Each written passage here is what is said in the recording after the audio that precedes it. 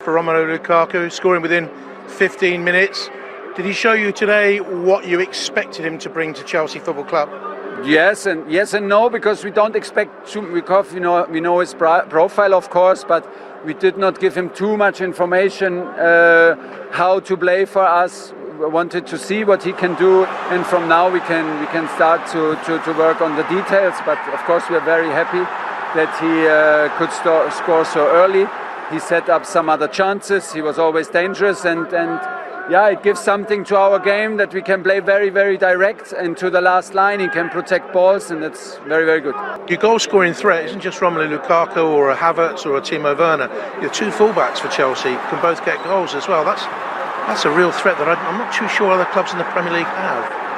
Yeah, I think I mean the more players that can score in the team, probably the better chance you'll have in winning games. And yeah, I think that showed today, and we're over the moon with the 3 points. He had a very good game today. In fact, there wasn't a Chelsea player who had a bad game. They were dominant. They could have had 4 or 5 easily. So much better than Arsenal in every single position, really, from start to finish. Lukaku had a field day. If he could have handpicked a team to play against in his first game back, the way Arsenal are at the minute defensively, it would have been this Arsenal team. He absolutely battered them from start to finish. Everything he did, whether it was touch, whether it was running in behind, in the air, control, everything. They just couldn't cope with him. They just didn't learn. Wrighty will talk about this in a minute, but no protection whatsoever in front of the two centre-halves, and you're just not going to beat him if you're a defender, if you're allowing him to pin you like he did. That ball can go out to the right, but no, they didn't learn the lesson. Arsenal, look at the space in front, defender pinning him again, but look at them, the way how he burst past Mari into the box. He's just not going to be stopped. Good ball out. Width he couldn't cope with, ball into the box, but the ease that he just forces him out of the way to say, no, you're not going to stop me putting the ball in the back of the net. In the air, he was much better than those two as well.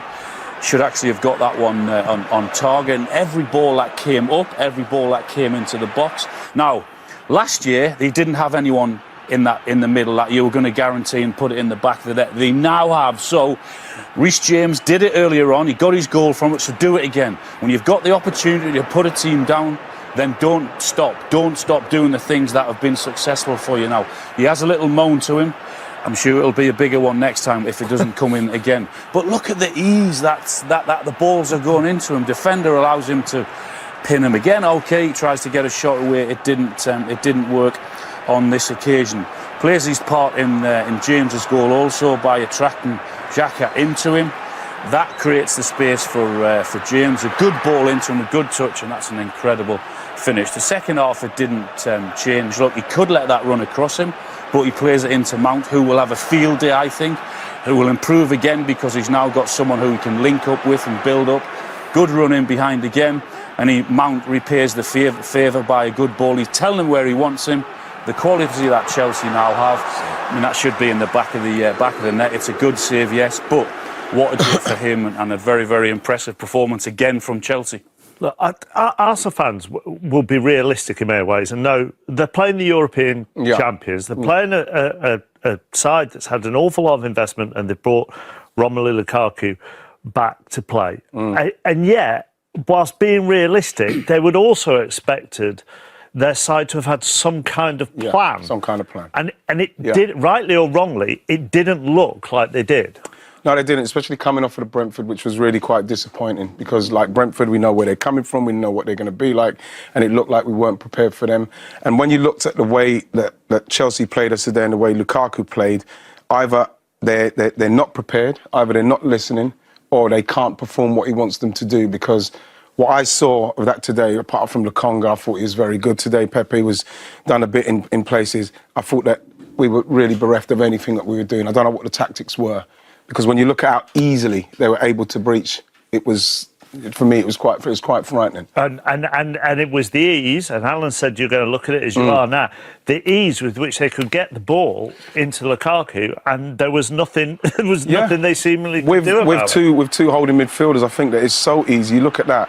For me, I think that, you know, we have to protect, because when you look at where Alonso is, you look where Reece James is, you just need to protect that. Stop that ball going into Lukaku, and then, you know what I mean, you probably don't have these problems. This was early in the game, and like we saw, you know, he's held it up, no problem. Xhaka again and Lokonga, they're not in a position where they can stop anything. Xhaka should come across, I believe, so as then you can stop that ball in there. It was too easy.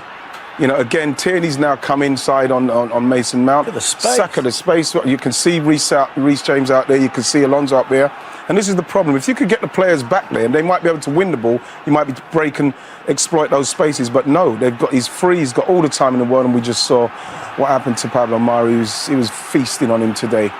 Again, you look where the ball is. You think, okay, get yourselves in a position where you are able to kind of stop any kind of through balls, and it's not happened. You look where they are. This is very easy. Once this ball comes back to Tony Rudiger, Holding doesn't know whether to go with Kai Havertz.